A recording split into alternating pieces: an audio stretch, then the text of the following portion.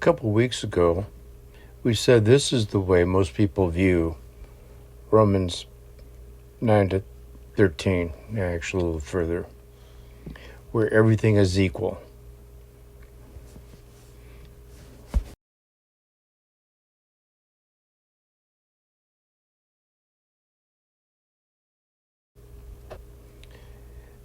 The key verse is love must be sincere, and we said that the Greek word translated sincere here actually has a couple possibilities, and I'm thinking the most likely is genuine.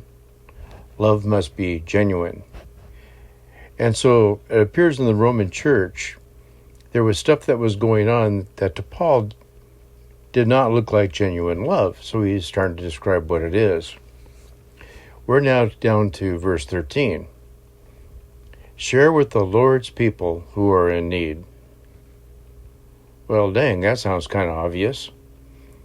And the thing about this is Paul would not have put this in if this didn't need to be said.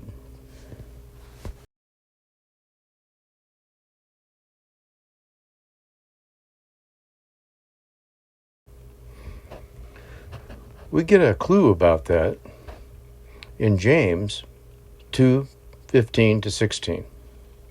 Suppose a brother or a sister is without clothes and daily food.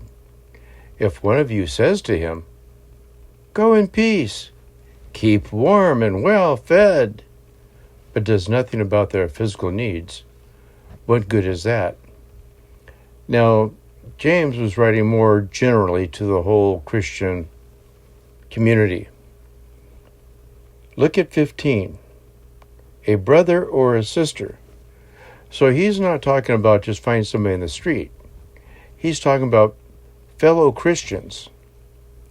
And so you have fellow Christians that don't have enough clothes or food, and people in the churches were just saying, "Oh, go in peace, keep well, be well fed."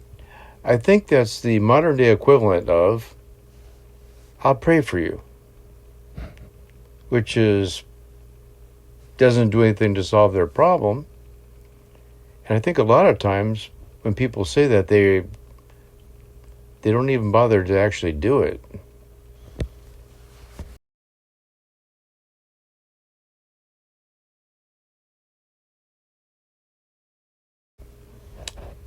This is in the book of Romans. Romans chapter 15:26. For Macedonia and Achaia were pleased to make a contribution for the poor among the Lord's people in Jerusalem. There was a famine that was prophesied by one of the prophets, and so they took up a collection for the people in Jerusalem for food. So you can see that when Paul's saying this, he's not just looking at people in your church, but he's looking at the Christian community throughout the world, where we have kind of a responsibility to help poor Christians or suffering Christians anywhere. And I'm thinking it's not always just about money. I think sometimes if people in your church are hurting, maybe they're sick and they could use food brought over. It can be that kind of a thing too.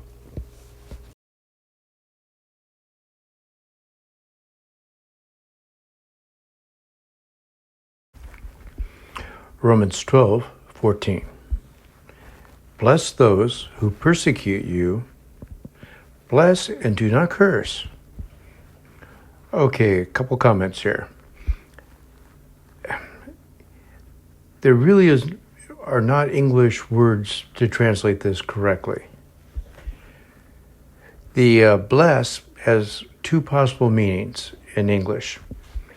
The Greek word can either mean to say good things about somebody, or it can mean to ask God to do good things for somebody. I think it's the second meaning here, so I think they got it right, because it's contrasting with do not curse. And the Greek word for curse only has one meaning. It's to ask God to punish your enemies. So this is a tough one. It's one of those that you almost want to see if you could remove the verse from the Bible, because it's hard to do.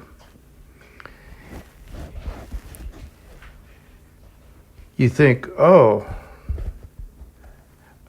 I'm supposed to ask God to bless, to do good things for people that have ripped me off, have stolen from me, have slandered me, and in my prayers, I'm supposed to ask God to do good things for them?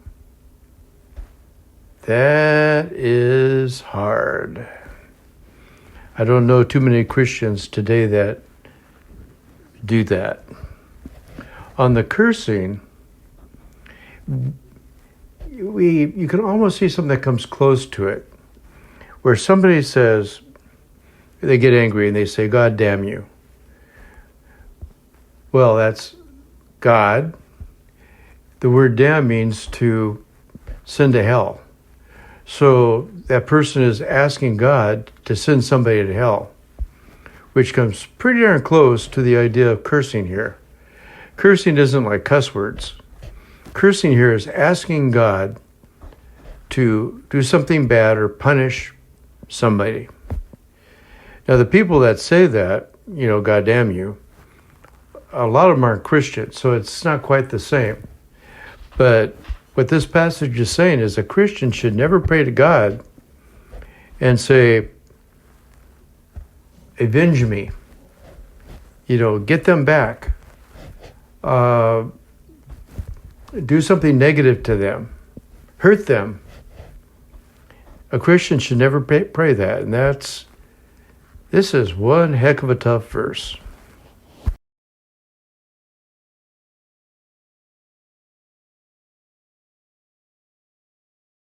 Next week, we'll continue with empathy. How genuine love means that we should be empathetic.